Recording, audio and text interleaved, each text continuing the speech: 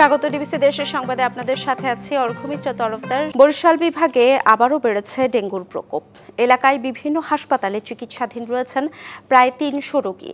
এদিকে ডেঙ্গু পরিস্থিতি মোকাবেলায় চিকিৎসক সংকটে হিমশিম বরগুনা স্বাস্থ্য বিভাগ। ২৪ ঘন্টায় বরগুনা জেনারেল হাসপাতালে ডেঙ্গু আক্রান্ত হয়ে ভর্তি হয়েছেন ১৭২ জন। সোজা সংকটে মেঝেতে ঠাঁই নিয়েছেন অনেকে। কেবিন, বেড, এমনকি মেঝে সবই ঠাসা ডেঙ্গু রোগীতে। তিল ধারণের ঠাঁই নেই বরিশালের হাসপাতালগুলোতে। দেশের দক্ষিণাঞ্চলে ডেঙ্গুর প্রকোপ ক্রমশ বাড়ছে। বরিশাল বিভাগের বিভিন্ন হাসপাতালে এখন চিকিৎসা নিচ্ছেন ২৬৪ জন। বিভাগের সবচেয়ে বড় চিকিৎসা কেন্দ্র বরিশাল শেরেবাংলা মেডিকেল কলেজ হাসপাতালে দেখা যায় ডেঙ্গু আক্রান্তদের আলাদা কোনো ওয়ার্ড করা হয়নি। পজিটিভ আসছে রিপোর্টে, তখন আমরা ডেঙ্গু ওয়ার্ডে ভর্তি দিয়েছি, কিন্তু ডেঙ্গু ওয়ার্ডে থাকার মতো কোনো বেড নাই। আমাদের রোগীর চাপের কারণে বেডে রোগী থাকে, বেডের নিচে থাকে, সিঁড়ির কোনায় থাকে, চিপা চাপা সব জায়গায় রোগী থাকে। আমরা যেখানে জায়গা পাই সেখানেই রুগী দিই। এদিকে বরিশাল শহর জুড়ে ২ মাস ধরে ব্যাপকভাবে পরিষ্কার পরিচ্ছন্নতা কার্যক্রম চালানো হচ্ছে দাবি সিটি কর্পোরেশনের। আমাদের ২ মাস যাবত আমাদের ৫টা টিমের মাধ্যমে নগরী পরিষ্কার পরিচ্ছন্নতা কাজ চলতেছে। ইতিমধ্যে বড় বড় খাল কাজ চলতেছে, খালের কাজও ৩-৪টা খালের কাজ হয়েও গেছে। এবার নগরীর প্রত্যেকটা অলিগলি ড্রেন আমার কন্টিনিউস আমরা পরিষ্কার করতেছে। চলতি বছরের ৫ মাসে বরিশাল বিভাগে ডেঙ্গুতে মারা গেছেন ৪ জন, আক্রান্ত হয়েছেন ২৩৬২ জন। সবচেয়ে বেশি ডেঙ্গু রোগী ভর্তি আছে বরগুনাতে। ২৪ ঘন্টায় জেনারেল হাসপাতালে ভর্তি হয়েছেন ১৭২ জন। একজন মাত্র চিকিৎসক দিয়ে সামাল দিতে হিমশিম অবস্থা হাসপাতালের। কিন্তু আমাদের পর্যাপ্ত পরিমাণ ডাক্তারের সংকট। ডাক্তার তো দেখি না, ডাক্তার দেখছি আজকের হপায় আইছে, আমাকে দেখেন। বরগুনা হাসপাতালে সব সময় স্বাস্থ্যকর্মী বা চিকিৎসকের সংকট সবসময়ই থাকে। আমি ঊর্ধ্বতন কর্তৃপক্ষের দৃষ্টি আকর্ষণ করছি, এই সমস্ত সংকট মোকাবেলায় ওনারা যেন আমাদের দিকে সুদৃষ্টি দেন। এদিকে সরকারের উদাসীনতা এবং স্থানীয় প্রশাসনের দায়িত্বহীনতার অভিযোগ এনে বরগুনা প্রেস ক্লাব চত্বরে মানববন্ধন ও প্রতিবাদ সমাবেশ অব্যাহত রেখেছে বিএনপি সহ স্থানীয় বিভিন্ন সামাজিক ও রাজনৈতিক সংগঠন। জেলার একমাত্র জেনারেল হাসপাতালে চিকিৎসক রয়েছেন মাত্র ১০ জন, তার মধ্যে ছুটিতে আছেন ৫ জন। Nazmus Sakib Sami, DBC news desk. ঠিকাদারি প্রতিষ্ঠানের গাফিলতির কারণে সুনামগঞ্জের তাহিরপুরে পাটলাই নদীর উপর নির্মাণাধীন সেতুর কাজ ৬ বছরেও শেষ হয়নি। এতে স্থানীয়দের মধ্যে দেখা দিয়েছে ক্ষোভ। তবে এলজিইডি বলছে দ্রুত সময়ের মধ্যে কাজ শেষ হবে।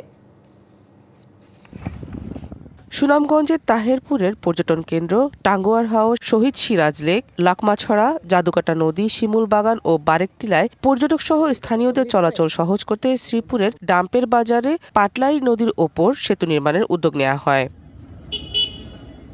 এলজিইডির আওতায় ২০১৮ সালে এই সেতুর কাজ পায় তমা কনস্ট্রাকশন নামে ঠিকাদারি প্রতিষ্ঠান। চুক্তি অনুযায়ী ৪৩,৬৭,৫৭৯ টাকার ৪৫০ মিটার সেতুর কাজ শেষ করার কথা ২০২১ সালের মধ্যে। তবে ঠিকাদারি প্রতিষ্ঠানের গাফিলতির কারণে এখনও শেষ হয়নি কাজ। অভিযোগ, ১ বছর ধরে ২ পাশের রেলিংয়ের কাজ, ৪০০ মিটার অ্যাপ্রোচ সড়ক, কার্পেটিং, লাইটিংয়ের কাজ আটকে রেখেছে ঠিকাদারি প্রতিষ্ঠান। স্থানীয়রা বলছেন, ঠিকাদারি প্রতিষ্ঠানের কাজের অবহেলা ও ধীরগতির কারণে আজও শেষ হয়নি সেতুর কাজ। এতে ঝুঁকি নিয়ে নৌকা দিয়ে পারাপার হতে হচ্ছে শিশু ও বৃদ্ধ সহ সবাইকে। বৈশাখ মাসে উদ্বোধন করে দিব, এই পর্যন্ত অনেক বন্ধই কাজ, ঈদের পর থেকে তো বন্ধ, আর কোনো কাজও লাগছে না। বর্ষার মৌসুম আসতেছে, বর্ষার সময় খুব ভোগান্তি পোহাতে হয়।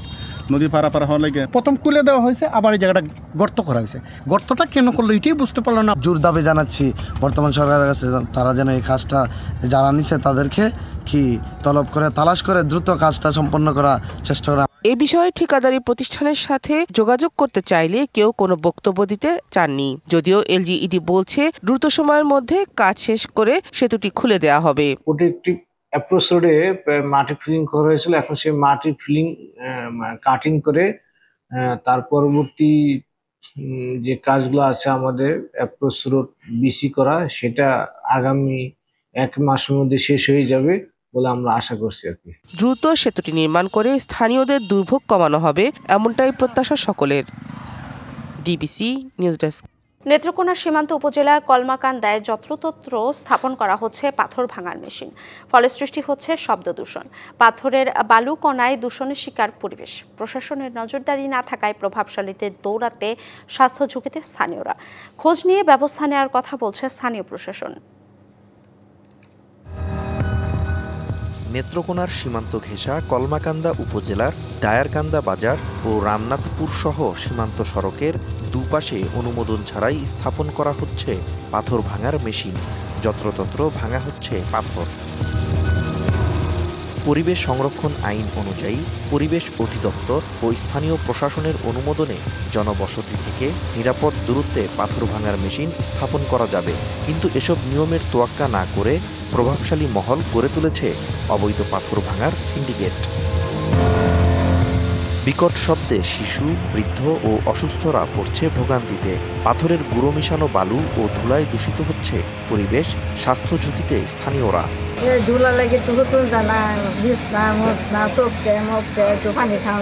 পাথরের ধুলা বালি মনে হয় যে বৃদ্ধ মানুষ অসুস্থ হয়ে যেতেছে, নামাজ পড়তে পারতেছে না, বাচ্চা কাচ্চারা অসুস্থ হইতেছে, লেখাপড়া করতে পারতেছে না।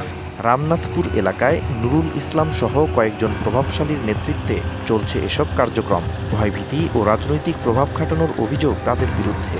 তারা হুমকি হামকা দেয়, আমাদেরকে এখান থেকে থাকতে দেবে না কিংবা মারবে।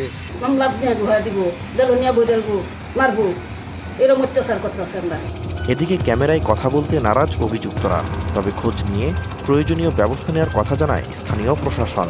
পাথর ভাঙার অনুমোদন তো আমাদের নেই, তবে তো তারা যদি পাথর ভেঙে থাকে তাহলে আমরা বিষয়টা অবশ্যই ব্যবস্থা নিব। ওনাদের যে ধরনের সমস্যার সমাধানের আমরা সর্বোচ্চ চেষ্টা করব। পরিবেশ ও জনস্বাস্থ্য রক্ষায় প্রশাসনের জরুরি পদক্ষেপে পাথর ভাঙার এই অবৈধ কার্যক্রম বন্ধ হবে, এমনটাই প্রত্যাশা স্থানীয়দের। DBC news desk. ঈদুল আজহার লম্বা ছুটি কাটিয়ে রাজধানীতে ফিরছেন কর্মজীবী মানুষ। এতে সড়ক ও রেলপথে কিছুটা চাপ লক্ষ্য করা গেছে, তবে ফিরতি পথে যানজট না থাকায় নির্বিঘ্নেই ফিরছেন তারা। এই বিষয়ে আরও জানাতে টাঙ্গাইল থেকে যুক্ত হচ্ছেন সহকর্মী সোহেল তালুকদার এবং গাজীপুরের রাজেন্দ্রপুর থেকে যুক্ত হচ্ছেন সহকর্মী মাহমুদা শিকদার। শুরুতেই যাব সোহেল তালুকদারের কাছে। সোহেল, ঢাকা টাঙ্গাইল যমুনা সেতু মহাসড়কে যানবাহনের চাপ কেমন দেখছেন? যেহেতু ঈদের ছুটি শেষে কর্মদিবস শুরু হবে, সে কারণে কিন্তু মানুষ যারা ঢাকায় যাবেন তাদের চাপটা কিন্তু আজ অনেক বেশি। তবে লম্বা ছুটির কারণে যারা দীর্ঘ সময় নিয়েই তারা যাচ্ছিলেন, তবে সেই যাত্রায় আজ অনেকটা চাপ বেশি, যে কারণে সেতুর ওই প্রান্তে অনেকটা চাপ লক্ষ্য করা গেছে। এবং যে এই এলেঙ্গা অংশে যেটি রয়েছে সেই অংশেও কিন্তু গাড়ির প্রচুর চাপ আমরা লক্ষ্য করেছি। সকাল থেকেই আমরা দেখেছি যে মহাসড়কে প্রচুর পরিমাণে মানুষ এখনও অপেক্ষমান রয়েছেন গন্তব্যে যাওয়ার জন্যে। ঢাকায় কর্মজীবী যে মানুষগুলো রয়েছেন তারা ফিরছেন, পরিবার পরিজন নিয়েই একইভাবে ফিরছেন। ছোট ছোট পরিবহনগুলির আধিক্য আমরা মহাসড়কে দেখেছি এবং অতিরিক্ত ভাড়া যেটি রয়েছে সেই ভাড়ার কথা আমরা শুনেছি। তবে পরিবহন সংশ্লিষ্টরা বলছেন যে এই ভাড়া যেটি বেশি নেওয়া হচ্ছে সেটি যেহেতু তাদের ফিরতি পথে গাড়িগুলো খালি যাচ্ছে, যে কারণে অনেকটা ব্যয় সংকোচন করতে বা ব্যয়ের সাথে সামঞ্জস্য করতেই তারা পরিবহনগুলিতে ভাড়া বেশি নিচ্ছেন।